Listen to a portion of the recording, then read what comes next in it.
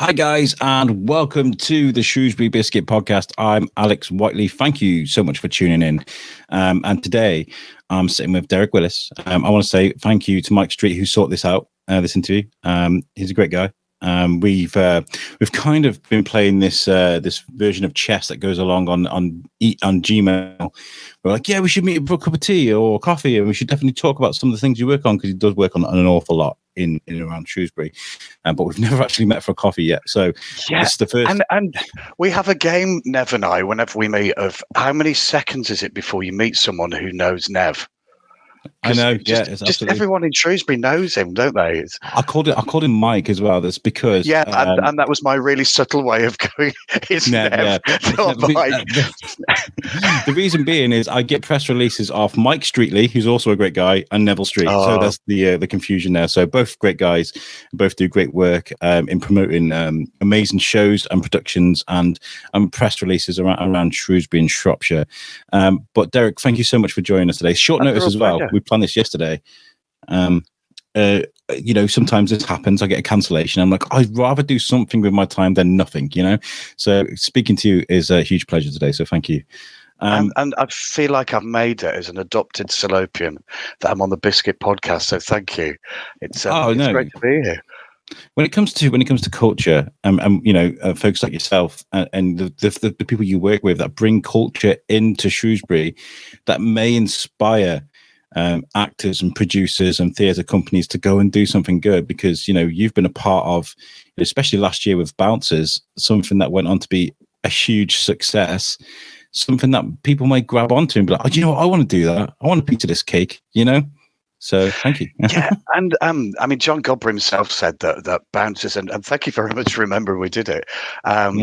That Bouncers is meant for those people who don't think theatre is creaky floorboards and red dusty curtains. Bouncers, for people who haven't seen it, is basically four blokes who are dressed in DJs who play every single person that comes to the nightclub, but with no costume change. So their accent, the way they move, describes the events that they sing during a club.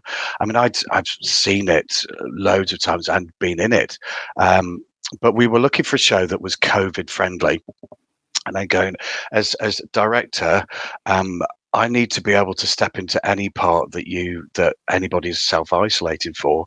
So anything that's got an 8-year-old girl in, my acting skills be amazing, but I think we kind of have this credibility gap if I go on stage pretending to be that. So you need a play that's got four big burly blokes in it who look like they're bouncers.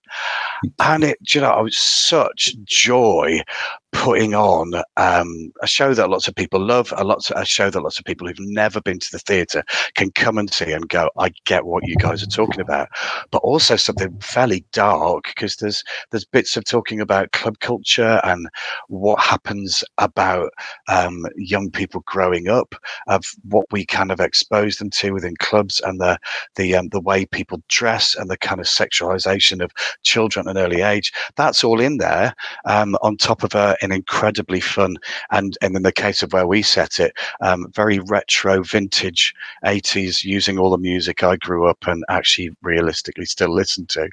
In fact, our house, no one can listen to Video Killed the Radio Star anytime without thinking about Bouncers. So yeah, we're back again this year, kind of doing something completely different, but again with three burly blokes. But with Bouncers, you say you're incorporating different characters of people you've seen over the years in the nightclubs. Is this a case of improv, or is this like a lot of thought gone into, there's this guy called Rob back in the day that would always come in and just scour the place looking for drinks on tables? Yeah, God, Alex, you can't quote me on that one, can you? We as a cast started looking at these people, and the first thing was, right, how do they move? Because the first way you're going to tell whether this is a different person is you've got no costume, is how does that person move? So with no high heel shoes on, how do you convey that you're walking in high heel shoes? How does a bouncer walk to convince you that actually they're quite threatening and not to interfere with them? What does a 16-year-old lad who can't handle his alcohol walk like? So the first way we went was kind of the physical aspect of it. But as we were going along, there's people going, "Yeah, that's so and so." Like, really? It's like, yeah. When I'm doing them, I'm thinking of one particular person. I mean, there's one bit where there's a burger seller who was selling stuff outside the club at 2 a.m, and one of the actors said, "I was in a gig once, and I was in Glasgow, and we had this bloke, and he was exactly like this guy's written." So he suddenly became Glaswegian. So yeah, it's a little bit of you've got to give people a clue about you acting and you moving, because it's a big ask keeping an accent on, and particularly when you're switching between. I mean, one guy had about 16 parts to play. Being able to move between that accent, giving yourself the physical clue first, I guess, is the way to get that. And also, whenever I've seen bouncers, it's just been a rush. It's just it's so rapid. So it's actually, there needs to be a little bit of pace. And because we weren't doing it with the other one that's often put on at the same time, Shakers, which without being too controversial, I'm not sure Shakers works as well. It just gave us a little bit of time to expand it. So yeah. Without being sued by anyone, it was a little bit of a mixture of how does your character move? And then once you start moving, what voice does that make you have? What does the physicality of the character make you do? And actually, for those of us who can remember ever going to a club, had you spotted someone in the corner who, yeah, you've split up with your boyfriend, and that's the particular image that I'm trying to put across. Or I was this super emotional girl that's had a few too many, and she's just, everybody hates me. We see them all, don't we? It's so good. And one of the funniest bits of that is that Plain Elaine, who kind of had a boyfriend she caught snogging, we played that as one of the audience snogging. All the girls were kind of going around, oh, it's really sad, and then literally as soon as a song came on that they liked, they're all off leaving, a crying, kind of bereft. But yeah. She's crying, and the line was, "It's a long-term relationship, and be going out with him for 3 days." And yeah, I remember that teenage angst. It's amazing that you can do that, though. I mean, like, there are so many people, especially during the pandemic, that I think deserved a bit of amplification when it comes to sort of personifying that as a character. You know, it's like you see the overcautious face masks and visors and the gloves, and you kind of like, those kind of things that we were around, and it seemed normal. And when you look back at it now and you think, oh my God, it's just an unprecedented time that we lived in, and when it comes to nightclubs, I feel like, okay, so like the music era and the nightclub era has evolved into something different what it is today, but the people that go to nightclubs now are still the same people that were going back in the day, because it's, at the end of the day, it's all alcohol fueled and music fueled and drama fueled in many circumstances. And let's face it, hormone fueled as well. let's not escape that. Yeah, with my kids who are now old enough to be doing the whole club thing, of you don't want to say I've done it all before, and the music's different, and I want to say the clothes are different, but the way that fashion works, an awful lot of the stuff that I was wearing that I've looked back and gone, oh my life, why did I think that was a good idea? It all starts coming back, doesn't it? So a lot of 80s stuff they're wearing now, which is, guys, the collars didn't work, and the kind of fluffy shirts, no. But yeah, it's the same thing, and there's things that are timeless, aren't they? And it's about growing up and discovering yourself and making those mistakes.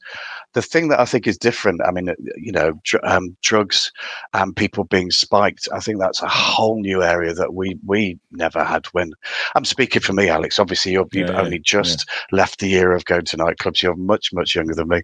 But that passed me a long time ago, don't you worry.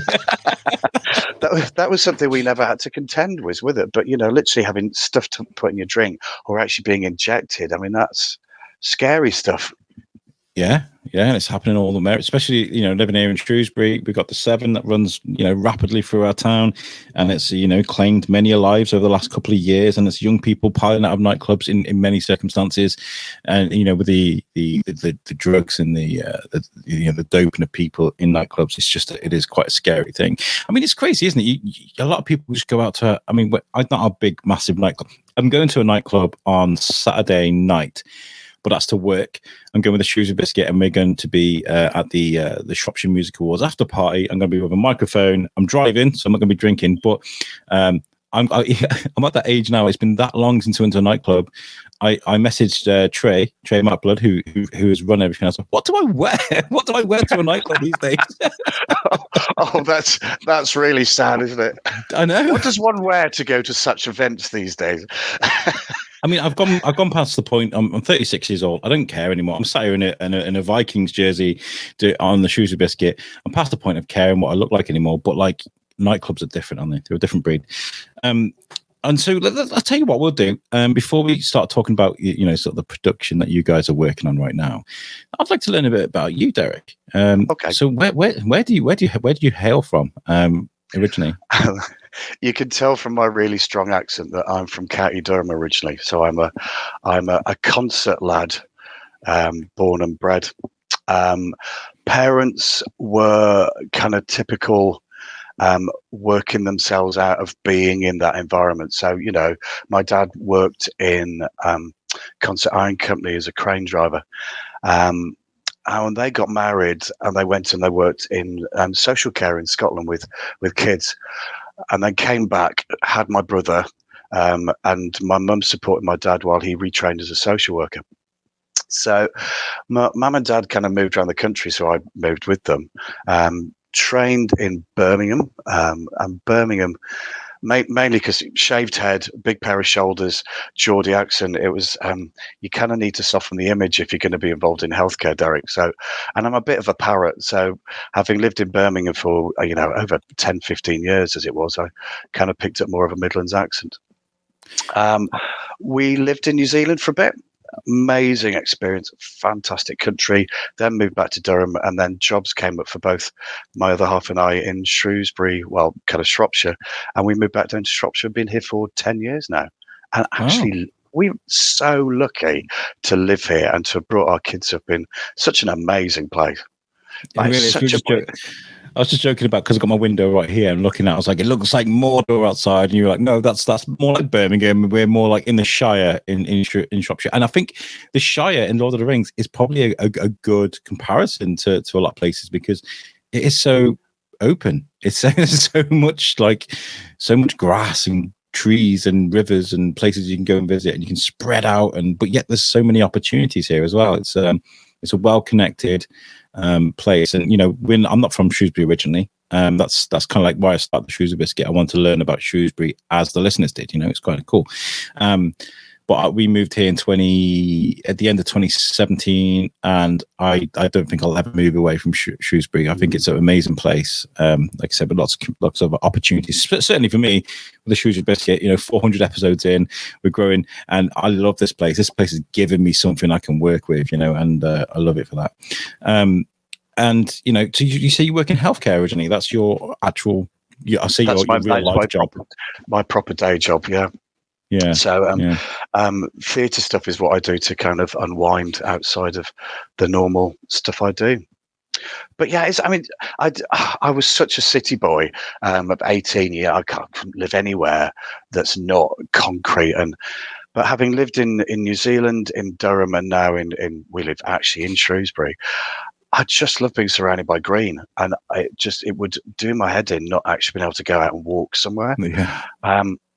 And also just having people who smile and talk to you. I'm joking about Nev, but having been here 10 years now, it's reaching the point where you can't walk up the street without bumping into someone and just having a bit of a chat. I mean, that's just brilliant. And it's usually me up the cop in Shrewsbury, and somebody's like, "Oh, Alex," I'm like, "Hold on, just wait a second, mate." my thing is trying to remember how I know people. Of like, right, yeah. So is it from the gym? Is it from work? Or is it from theatre? Because that's sort of a different opening line depending on which of my various bits of life I know you from. It's always difficult. I meet so many people. I'm so privileged to be able to experience the things I do with the Shrewsbury Biscuit, and I absolutely adore it. But I do meet so many people month to month. And I was at the steampunk spooktacular at St Mary's at the weekend. It was amazing. I've recorded audio, so that should be out now. So if you listen to that, you'll know. But somebody came up to me and was like, "Hi, Alex." I was like, "Hi, you okay?" Yeah, I'm good, thanks. And I just it was gone. And that's probably a little bit because I'm getting a bit older now. There's only so much I can store inside this noggin.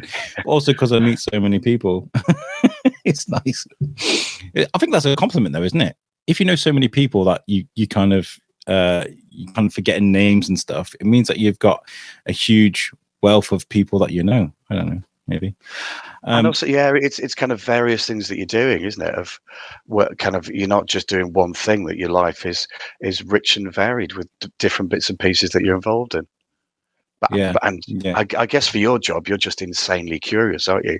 So you're spending the whole time asking questions of people, and then that means that people feel that they've got an ability to ask you questions back, I guess. Whereas sometimes when you walk past someone, oh, they don't want to be bothered. Whereas if your job is trying to engage people and getting them to talk to you, that actually it's all right to wander up and start talking. It's nice when people are willing to talk to you. I remember we were talking about my first before the biscuit began, I was collecting content. I mean, so this is a great advice for anybody who wants to start a podcast: collect content before you start releasing stuff. So we recorded like 6 shows, and then we had like 6 weeks to catch up. But I thought, I'm going to stand on Pride Hill with a little Tascam microphone. It's in my drawer here.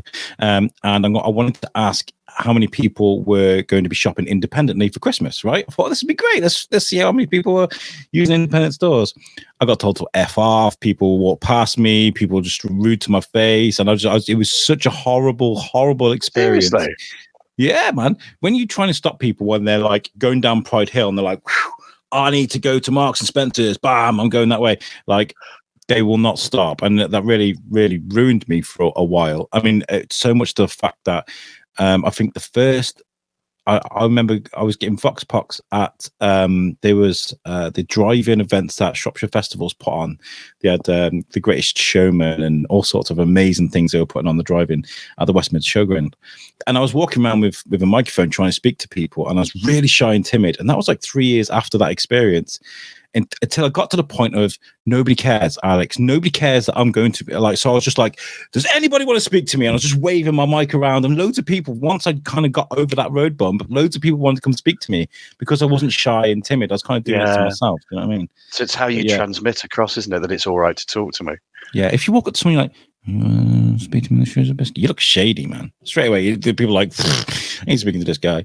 So it takes you a while once you have that knock. But Shrewsbury is a good place for that, though. You realise that it was me that was sort of amplifying myself in a negative way, not the other way around. So yeah, when do you sort of step into theatre then? You know, because you're from a medical background. When do you start thinking, I need to do this? I want to be on stage, darling. I'm not sure I say stage, darling, but yeah, if you give this 3 years old, I remember doing my first ever nativity play. Wow. And loved it. Of like, actually what happens is that people sit and they watch you and you get to show off in front of them.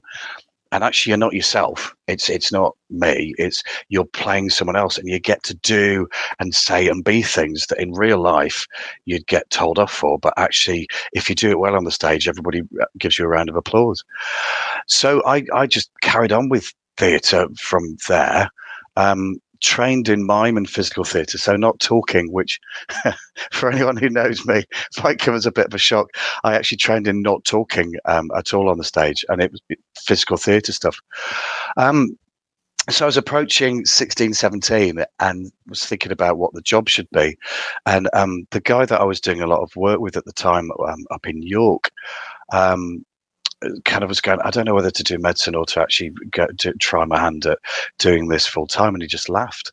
And he's like, do you know how much time I actually spend working? What you need to do is you need to have something that's the fallback. That means that you can actually get, have cornflakes on the table. Then once you've got that, think about that. And also with theatre, anything that you bring to it, any life experience you bring to it is just valuable. To go away and see a bit of the world, and that will inform how you perform. And that's probably one of the wisest bits of advice that I've ever had, because I love my job, and I think that's really unusual. Love what I do, and my hobby, which is so different from what I do during the day, helps me do that job better. A lot of the people who I've seen who've taken the thing that they love as their hobby and made it into their career, they've stopped loving it because it's ended up being the day job. And also, I'm not the kind of person that can cope really well with, I don't know when the next bit of work's coming. So you kind of jog on, and then suddenly a whole bit of work is you're busy for 8 weeks, and then you have nothing. And also, I'd say that a lot of what I've learned in theatre about communication, about the way you come across, that for teacher communication skills, about how to talk to people, is just valuable. So there is quite a lot of crossover. So a lot of my job is teaching medical students and nurses and trained staff of how do you have difficult conversations with people. How do you come across as being compassionate, but how do you make it that you're actually getting that information over? So we use quite a lot of role play or simulated patients to do that. So people have a chance to get it wrong, but in a safe space. So yeah, I've thought about it. Every now and then the dream still happens of, my Hamlet still hasn't been discovered, and that needs to happen. But get up in the morning thinking, I love what I do during the day, and I love what I do at night. Well, nobody wants to go and see a show of somebody like, hunched over and be like, oh, on stage, and they're like, start reciting their lines like they can't be bothered. You know what I mean? It must be rewarding for a paying customer to go and see a show where someone's actually amazing and passionate and really wants to be there and sells it passionately. Because I guess, like, if you got a full-time job like I do, I have a big boy job as well as what I do with the biscuit. A big boy job. Which, I work around support. I speak to young people that have come out of care, and, I've had many conversations about sort of how many people do I, that I may have fathered over the years with my job. And I put it down to like communication. There are people out there that will speak to people like they're a number, like they're a cog in a machine. These people exist, believe it or not. But there are also the rare few that will speak to every single person like they're a human being and give them the time of day to sit there and discuss what their problems are. And I feel like that job kind of married up with what I've been doing with the biscuit, it teaches you how to listen, how to have a really good conversation, slow things down. Like, when it comes to young people, I felt like giving them that time to express themselves through conversation and then finding the right things to say has sort of set me up for what I consider some of the greatest moments of my life with some of the interviews that we've had over the years. There are some that really stand out to like, wow, that was powerful. I mean, the interview I did a couple of weeks ago with Gareth Thomas from Rocking Horse, he's this guy who's creating this huge production that's bringing in cast and crew from all across the country. They've got this amazing partnership with Derwin College and making this TV pilot. But I talked about his demons and, the trouble he had with alcohol, and I just let him speak about that, and it really helped him and helped people understand his story. You're right. With theatre, those tools come sort of organically, don't they? Yeah, they do. Have you thought of advertising on the Shrewsbury Biscuit podcast? It's a great way to organically tell people about your business. Our listener base is growing all the time. At the moment, we are averaging around 1,500 downloads a month, which is a great number. We have a great mix in demographic, and most of our listeners are in and around Shropshire. We are a community interest company, so any money that we make goes straight back into the show.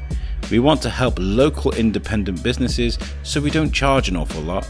If you would like to advertise on my show, please get in contact with me. My email is shrewsburybiscuitpodcast@gmail.com or message us on Facebook or Instagram. Advertise on the Shrewsbury Biscuit podcast and be heard.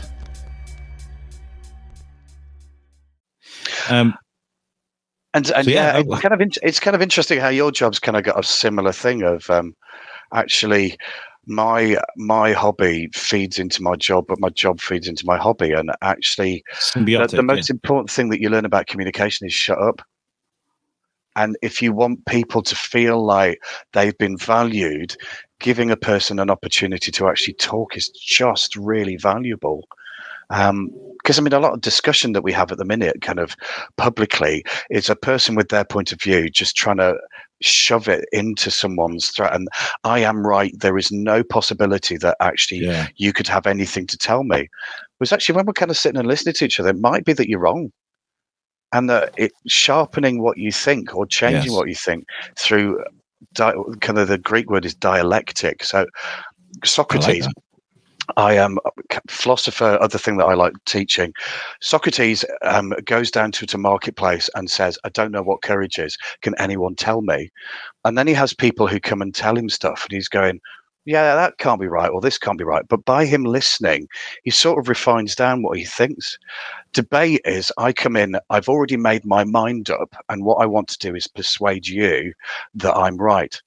So I don't think there's enough dialectic, which is a journey of discovery of what's right, as opposed to people projecting and telling people this is the right thing, and actually you're something weird if you don't agree with me. Are you as someone that writes and produces, and are you constantly taking notes on your ability to do that? Sort of listen and to the bits where I think I've really come unstuck is where I've gone on with a definite idea of what I want, and I haven't listened to other people going, that's not working. Whereas the bits where it's really worked is where I've viewed it is I'm actually just creating a space for kind of this to happen in, and let's actually have a bit of a journey to work out what's there. So for bouncers, I want to set something in an 80s nightclub. How will we do that? So then we started talking about, well, Rubik's Cube are the thing that Rubik's Cube. So do you remember when you used to go into the dance floor and there was a Rubik's Cube dance floor? Wouldn't it be great if we actually had a Rubik's Cube dance floor? So we got, those little kids' foam tiles? We constructed a Rubik's Cube dance floor out of the tiles on it. Nice. Which just meant that when people came in and the music was going, it's like, I'm back in an 80s nightclub. So with the next production, it's I've read this script. I've seen it quite a few times. There are different ways that you can end up having these friends interact. So I've got a very definite idea of what I want the stage to look like, because it's quite specific. I haven't got an idea of where we're going to end up. So we call this a play. Let's, as adults, let's have a bit of a play. Let's do the lines and who do you think this guy is and what's happening. So so my directorial style, some people don't like it because it's not very definite, but other people that I tend to who's like the way I work is I've got an idea. Let's play with it. Let's give ourselves some time to find it. And then it's my job as the director to stand outside and go, we're going to do it this way. I'm kind of make the decision of, we've tried all this and actually that's the bit that works. That's my job as the audience, if you like. But if I come in and say, you will say it this way, you will take 3 steps to the right when you've done it, that's just all the creativity out the window. So interesting. I think there's an analogy with it of, I am not coming in and telling you what to do. I can't come and tell you that my opinion's right. Let's just try and work it out together, and then maybe both of us will change, and both of us will be richer for that. There's a lot of time for like organic growth in that process, because when you're working on a 3-man show, for example, a couple of people, you bounce off each other's chemistry, and if everybody's happy, then chemistry's right. That makes a lot of sense. I like your directorial style. Oh, well, it's kind of what I like working with. So, I mean, but in the end, you select the people that give you energy, don't you? So lots of people who don't want that won't come and work with you, and that's kind of the way I like working. But full stop. Now doesn't mean that I don't have strong opinions, but so I don't think you kind of go that you don't have anything. But you've got to give people the opportunity that their life experience and where they've come from might actually be able to inform you. And those people who've really made me grow are those people I still probably completely disagree with. But rather than demonizing them, thinking you're an X, therefore you can't have any opinion, but actually sitting down going, I don't get why you think that. Can you talk me through why you've arrived at it? And then maybe it's just kind of changed me a bit, or maybe going, well, still don't agree with you, but at least I've got a sense of who you are. Yeah. Let's talk about Shropshire Drama Company. Have you worked with Shropshire Drama Company for a long time? So we were trying to work it out. It was about 5 or 6 years. I did my first show with Shropshire Drama Company, and they did Bedroom Farce with a called-in director called Jonathan, whose surname I can't remember.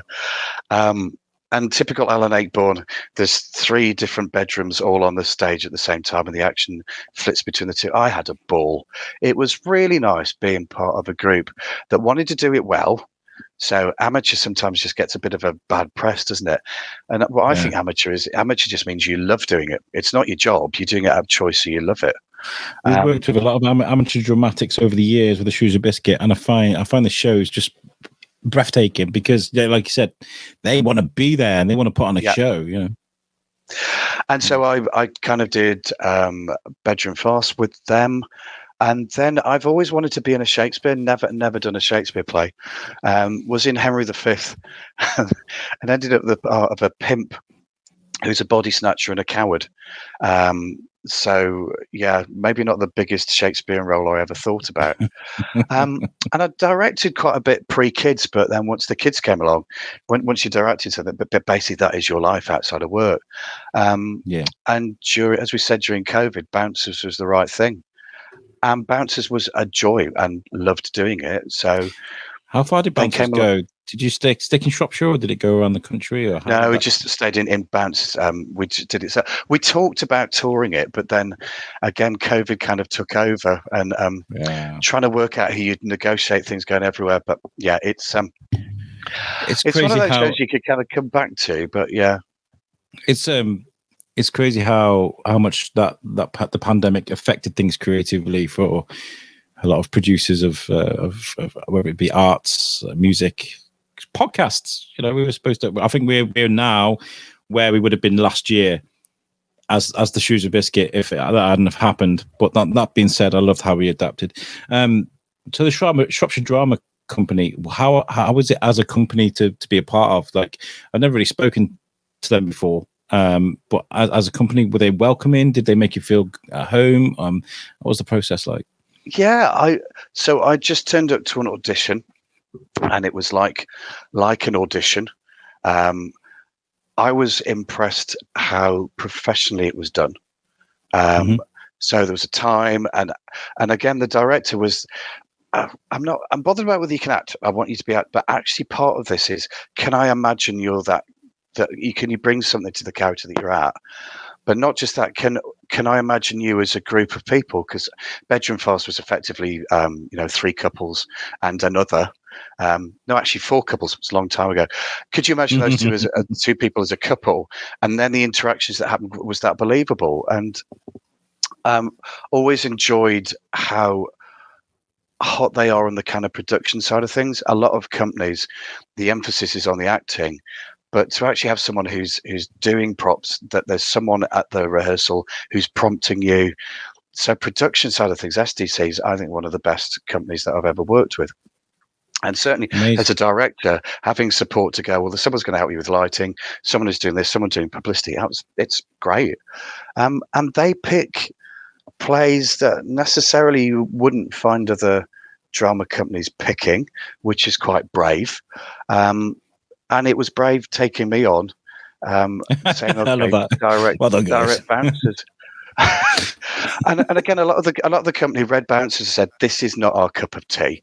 This is not the kind of thing that we would like, but we get that this has got worth. So run with it." And that's really refreshing to actually have a company that sees itself as trying to put on different things, because loads of people have different tastes and trying to get different audiences in for different productions.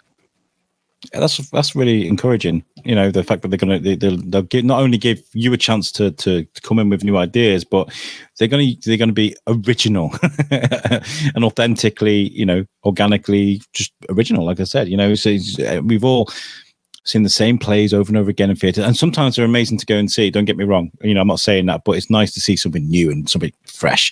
I was reading, by the way, I got a lot of my notes today from My Shrewsbury magazine, so thank you, Katie Rink, for being the amazing person that you are. But one of the things I picked up on the write-up that Katie did is you mentioned talking about working with friends and the importance of that. And can we elaborate on that? Working with friends, are these friends you've known for years or through SDC? Okay. So what this is about, you're too young to remember, Alex. In the 90s, there was a sitcom called Friends. And I love how you're far too young to remember that. Yeah. Well, you are. So there was a real, I remember kind of having my first jobs working in hospitals when that was coming out. And we would get home and watch Friends. And there was an emphasis on the people that you surrounded yourself who were friends, and friendship was like huge. And this play, Art, was written at that time, written in French, and it was a woman looking in on male friendship and writing Okay. a play on what she perceived male friendship was like in its warts and all. And Christopher Hampton, who's quite famous English playwright, took that and translated it, and it came to the West End in the 90s. So it had Albert Finney, Tom Courtney, and Ken Stott as the first three actors that did it, and it just took off. And they'd done this play going, we didn't think it was very funny, but we started performing it and people were howling with laughter at what we're doing. And then afterwards we were kind of saying, well, why were you laughing at such a dark line? It said, because I said that to my best mate. Or that's how I am with my friendship. So this is a play about friends. Obviously, you can call it Friends because copyright reasons. Art. It just so happens that these three friends, one of them buys a painting, and the painting costs thousands of euros, and it's white on a canvas 5 foot by 4 on a white background with white stripes on it. So objectively, there's nothing on there. And so this guy, who's a bit nouveau rich, who's sort of, one of the friends says, buys his way into being accepted, shows this painting to his friends. And they have the option of, do I actually tell him that I hate it and I think it's rubbish? Or do I lie? And what are the consequences of that? And that basically is the whole plot of it, of going, in the end, is friendship actually about being completely honest with the people that we call friends? Or does lying keep a friendship afloat? And actually, how much are you allowed to disagree with your friends? And is it giving in when you say, I accept you like it, I don't like it, let's just move on? So we read it, and the three that kind of the actors that auditioned were going, this is such an exciting play, we want to do it.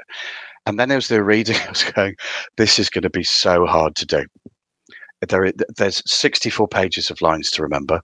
There's one speech that is 3 pages long, which has 3 full stops in it. So the guy just literally has to go hell for leather all the way through. And actually, we're going to have to dig really deep to try and find out, A, why these people are friends in the first place, but B, who's the sympathetic one in this? Because I didn't want it to have one baddie and 2 goodies. I wanted you to come away from watching this show going, do you know what? There's a little bit of good and bad in all 3 of them. And I get where all 3 of them are coming from. So, yeah, so that's where the Friends comes in, is that I've said it basically, this is Friends gone wrong.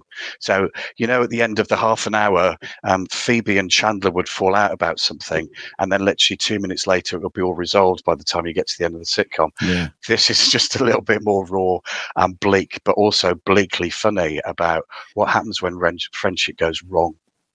I love the idea of it. I love the idea of it simply because, I mean, I know Friends is getting a lot of hate at the moment. I don't know why. I mean, it was of an era, but I do like Friends, and we grew up. It was a Friday night on Channel 4. There'd be, I think it was, there was Friends, Frasier, and then South Park. They were like, that was the evening for me. I was there. Friday. Yeah, it was and we amazing. called in with pizza to kind of get that every night that we sat and watched it. Yeah, and then I think there's Trigger Happy TV as well. I used to love that.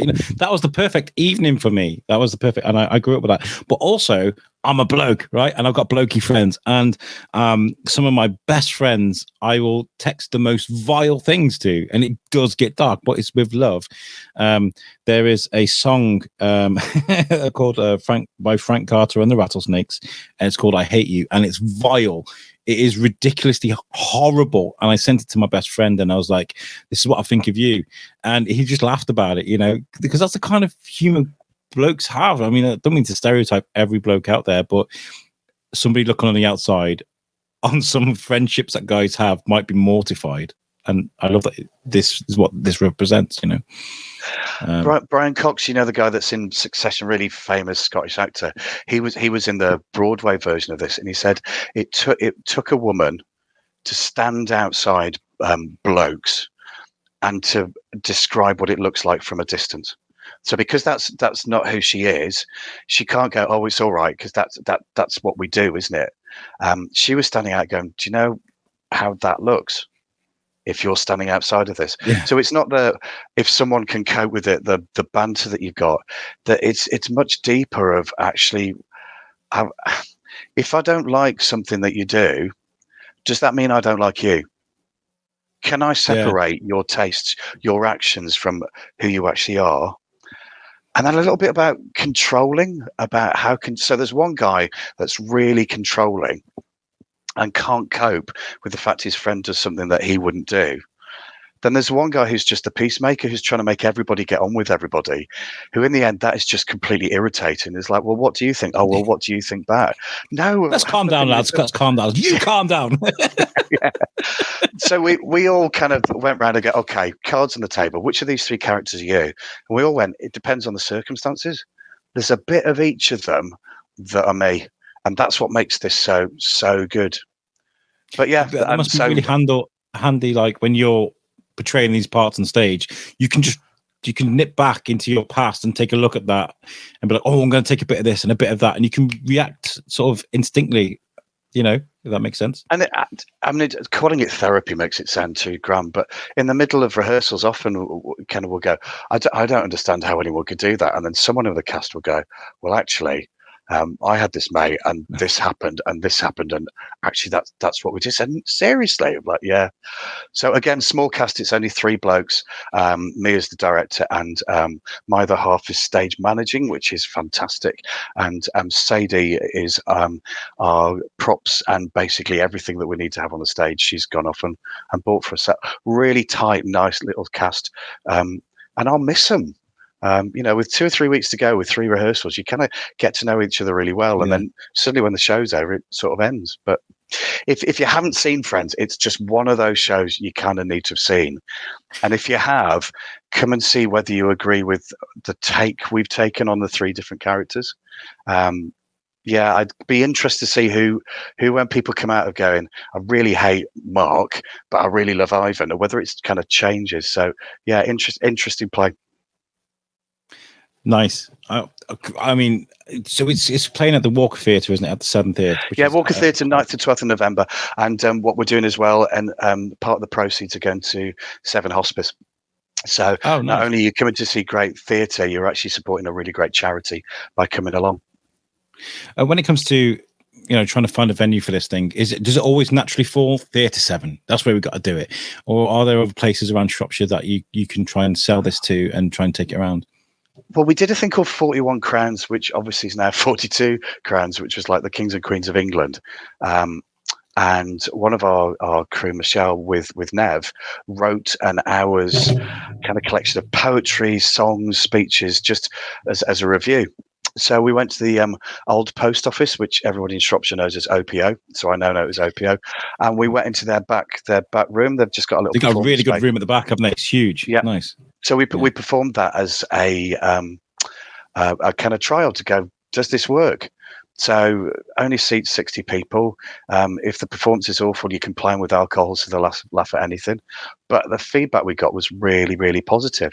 So yeah, we've rewritten it to mean that there's now 42 Crowns rather than 41. And that's one of the things we're thinking about maybe next time, is that we tour that. But that's not officially announced, but that might be. So you're right. There's this. Why do you always go to this venue? When you do something like art, which is going to depend on lighting, because it's the same set, it's 3 rooms, but the same set, and the lighting and the picture that's on the wall, that's the way that you know that you're in the different person's So you need house. a good stage to do that. You need a well-built. Yeah. And also Jared Jackson, who's with Notorious Jig, is composing the music for us. So to be able to kind of make the music come across well, you kind of need a good sound system. So yeah, he's Jared. My take was, I kind of want Vision On from the 70s, that thing with the vibraphone, mixed with Amelie. So a little bit of Frenchy accordion stuff, and the music he's come up with is great. So each of the characters have a different theme for when we go into their different houses. So again, there's a clue of, right, we're in Mark's house now. So it's just this multi-pot of really creative, exciting people. And when it comes to the process, Obviously, it takes a long time. You said you're going to miss your crew, which I totally understand, because once it's over, it's over. Everybody goes their separate ways. But from the conception, obviously, this is already written. But like from the moment you decide we're going to do this, we're going to do it our own way, from the very beginning right to the end, when the final curtains drop, and that's it. That's a wrap. And what's your favorite part of the process? What do you enjoy the most? Oh, that's really interesting. You'd get to do this very rarely in productions, just because people have busy lives. But there's two bits that I really like. The first bit is when we're just discovering the play, when we've got the script in front of us and we're reading it and going, what do you think we mean by that line? What's that? So that the beginning, when we're just taking tentative steps where it's at. The bit in the middle where everybody's trying to learn the lines sometimes can be really painful, because it's just stop, start. Oh God, what's my line again? And then you get to a third bit where they know their lines. You kind of know what the shape of the play is, and you go back to the beginning and go, right, we know how it ends. Does this change anything of what we've done? And let's just make bits, let's tinker all the way through it. And that's what we're doing at the minute. And all of us are coming out rehearsals going, I've really enjoyed that. And all we've done is taken 3 or 4 pages and gone, right, that doesn't work. Let's try it this way. Let's try it that way. And then just finally going, that feels and looks right. So that's fun. As a director, probably the boring bit is the show, because you're over. It's like, thank you very much, goodbye.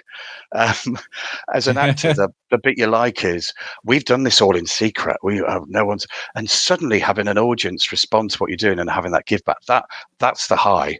That's the. It can be quite difficult though, because I guess like with film, you can sort of like, cut, we're going to do this again. Whereas on stage, you can't. You're sat there like, oh, this is going to be amazing. It's going to be a train wreck. It must be anxious, for you. But that's what makes it so much fun, isn't it? Of like, yeah, kind of, I am Mr. Marvel, kind of sign up member of Geek. I love to go and just have spectacle and have CGI coming at me. It's great. But there's this pre-prescribed story, which is already there, that in some senses I as an audience member don't really take any part in. What you do is, when you come to a live event, live music, live poetry, live anything, you've willing to give up your time, and that person standing on there can see you. And together, you're going to have this creative thing of let's tell a story. Or let's experience this music together, which is a story. And I'm going to give this to you, which is making me quite vulnerable, but you're going to expose your vulnerability to me as well, because I'm going to know whether actually this is really starting to affect you, or you're laughing, or are you laughing in the wrong places? So yeah, it's that sense of danger that just makes it absolutely fun. But yeah, I remember once going on to a show and standing with someone in the wings, and this lady turned to me going, "This is where I wonder why on earth I bother doing this at all," because she was so nervous.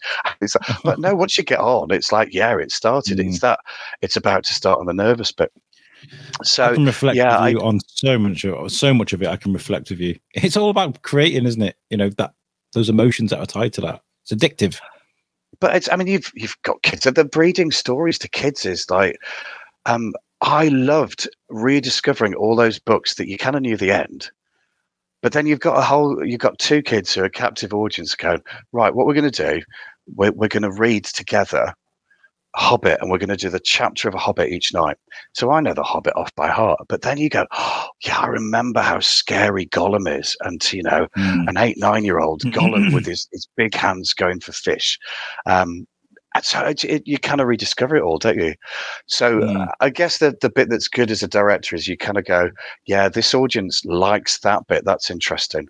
But you're kind of not part of it. You're just sort of observing all of them doing the play together, when you're standing there going, this is my baby. What do you think of it? Yeah. It's like growing a garden. You watch the flowers grow, But yeah, the creative processes for me, I love that. Today, for example, all of our bank stuff has come through and everything's official now. We can start taking in sponsors for the Shrewsbury Biscuit. After 400 episodes, we can finally start doing it officially. And I got this really excited feeling in my chest. I felt young again and excited. And, I love to do what I do, but like, I haven't felt excited like that for a very long time, because I saw potential finally. And then with Pod Aid, what we did, you're talking about how you make this thing and then you step back, and you just let it run its course, whether it's good or bad.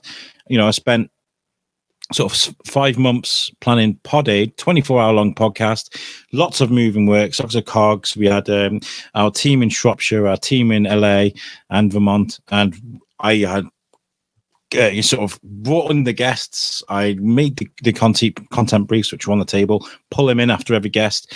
His thing was just rolling. And I just had to sit back and be like, this is either going to fail or it's going to be a success. Turns out it was all right. It's not too bad. And that feeling afterwards, that was kind of, it's like an electric blanket, that kind of warmth. I kind of like, it's okay. It's fine. After 5 months of meticulous planning, it worked. And I can relate to you with that. Absolutely. And I mean, what are the challenges when it comes to sort of creating something like, we talk about the good things, what are the bad things, the things that you those emotions that you don't want to feel, or those things you don't want to see? Just when someone's just not getting it, and it isn't about I want to drive you to be this person. I'm driving you to do it this way.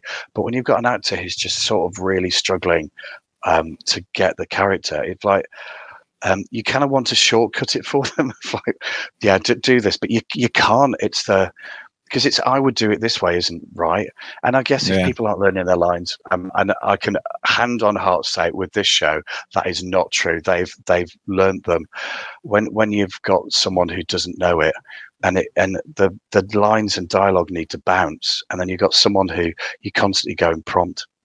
And just hoping that people turn up to watch it, I guess, is just my biggest nightmare. Of like, please come and see our show, because we've put so much work in it and actually really proud of it.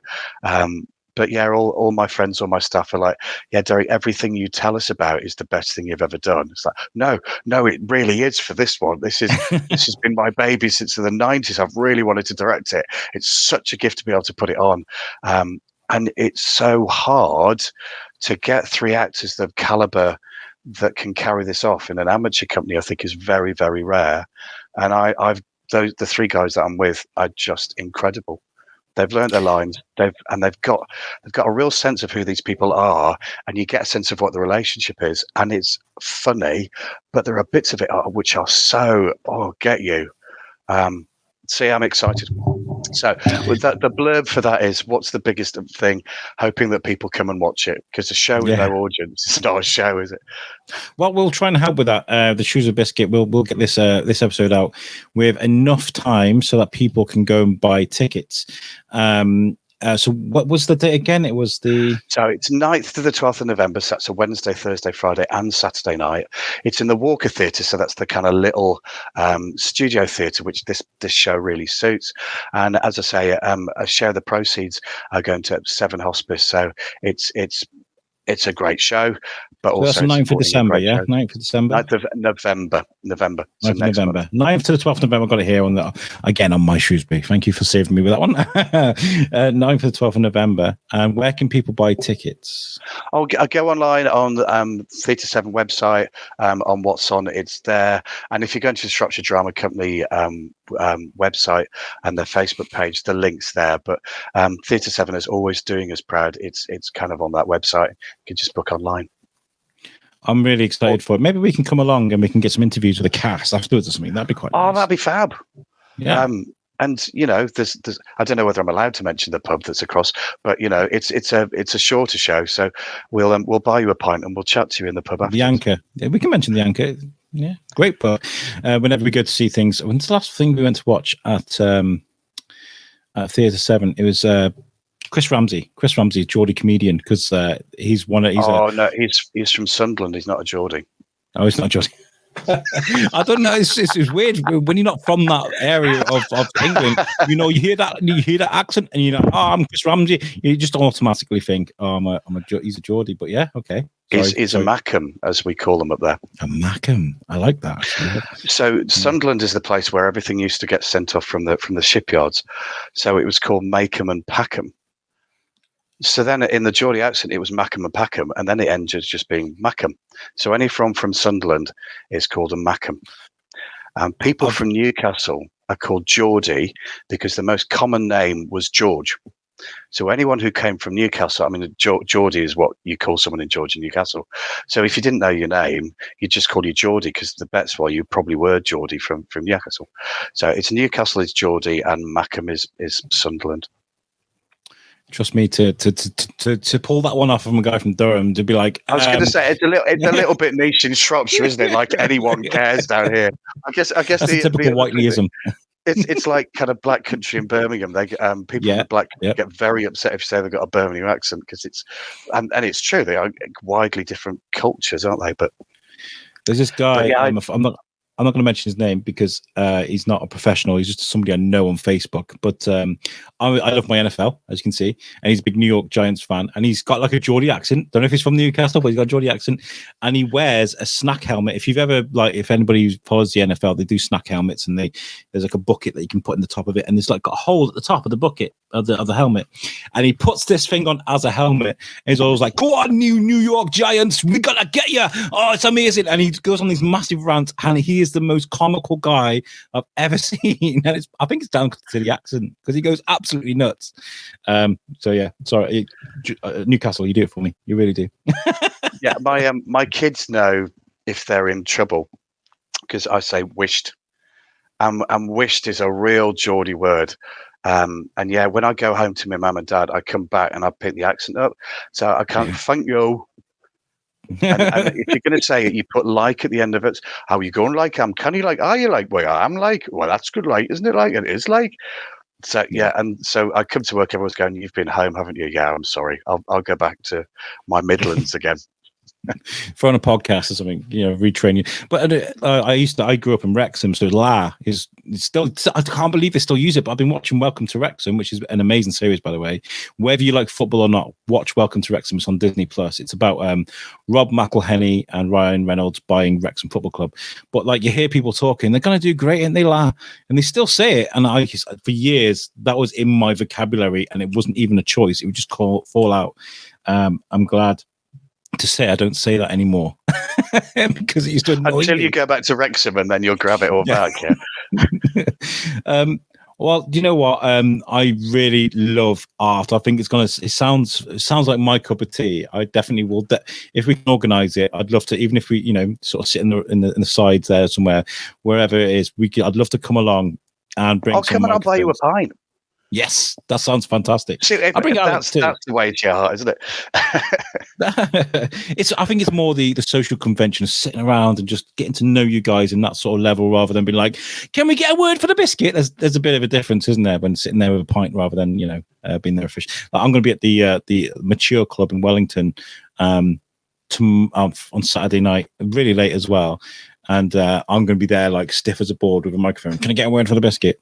It's not really good. Yeah, but I think what would be really interesting is after the show, having had the build up and then watch it, just go, okay, what do you think? What? Okay. And that's part of the fun of a play like this is to go. It's not just that you've actually watched something; it's it made you think. And who's the person that you're most like? Who do you think was right? Is there anyone that's right or wrong? Is it all right to buy a white painting and then for us all to say that we really hate it and be that honest? Or is it right to go, yeah, it's lovely when you don't actually mean that at all? Maybe we could do that then. Maybe we can, if some people that are coming to watch it, rather than me shove a microphone and people just want to go and watch a show. But if you've got any friends or family that's coming to watch it that know nothing about it, maybe we can ask them who was right and who was wrong. Just for That'd you. Be really interesting. Yeah. Just so we can get some feedback from the listeners, from the viewers. That'd be really, really good. So guys, make sure you, if I get a link, because this isn't going to go out for a couple of weeks, but if I can get a link for the tickets from you, I'll put it on Facebook.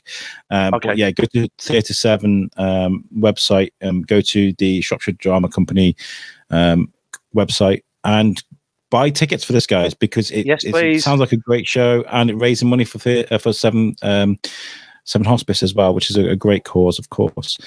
Derek, you've been an amazing guest. I've really enjoyed chatting to you. You're welcome back anytime. You're welcome back anytime. Yeah. And thank you again to Neville, not Mike, for arranging this. Don't worry, he's on holiday. You won't hear this. It's fine.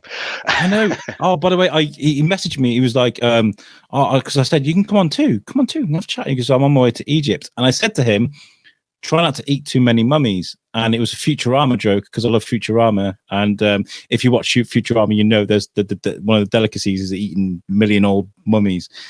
I made a Futurama joke at Neville's expense, so I really enjoyed that. Thank you. Did he get it?